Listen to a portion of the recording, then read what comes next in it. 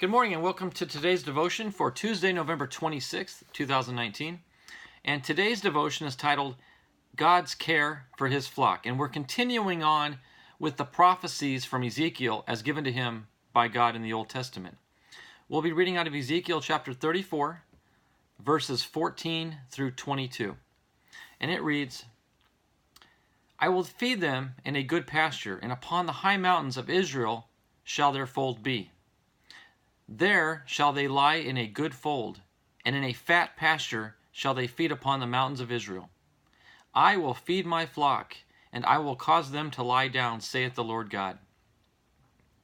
I will seek that which was lost, and bring again that which was driven away, and will bind up that which was broken, and will strengthen that which was sick. But I will destroy the fat and the strong. I will feed them with judgment. And as for you, O my flock, thus saith the Lord God, behold, I judge between cattle and cattle, between the rams and the he-goats.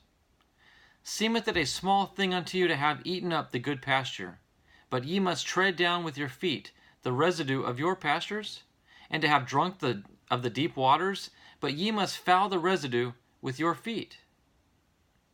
And as for my flock, they eat that which ye have trodden with your feet, and they drink that which ye have fouled with your feet. Therefore, thus saith the Lord God unto them, behold, I, even I, will judge between the fat cattle and between the lean cattle, because ye have thrust with side and with shoulder, and pushed all the diseased with your horns, till ye have scattered them abroad. Therefore I will save my flock, and they shall no more be a prey, and I will judge between cattle and cattle.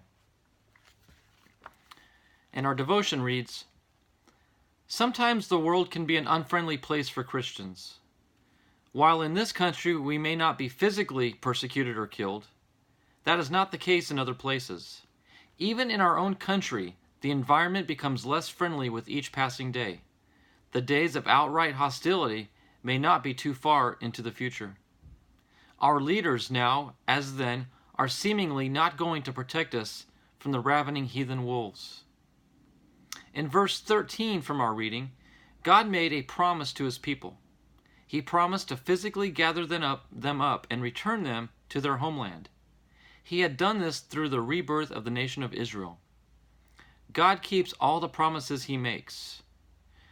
While the promises in this specific sense applied to the Jewish people of that time, every syllable of his word has an application for us today. This one is no different. What is the promise for us today? Someday, God is going to straighten out this mess we have made of his creation.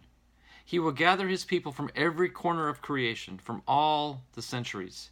He will then sort those who chose to follow him from those who rejected him. Then, all things will be made new and perfect, and will be that way through eternity. When you feel discouraged by the things going on around you, hold on to that promise, and you will be encouraged. And our final thought is, someday, if you have been saved, you will be set free from the very presence of sin.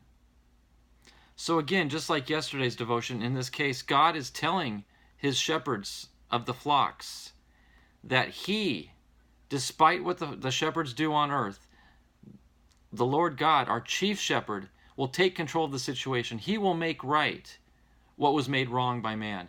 He will fix our mistakes. He will clean up our messes.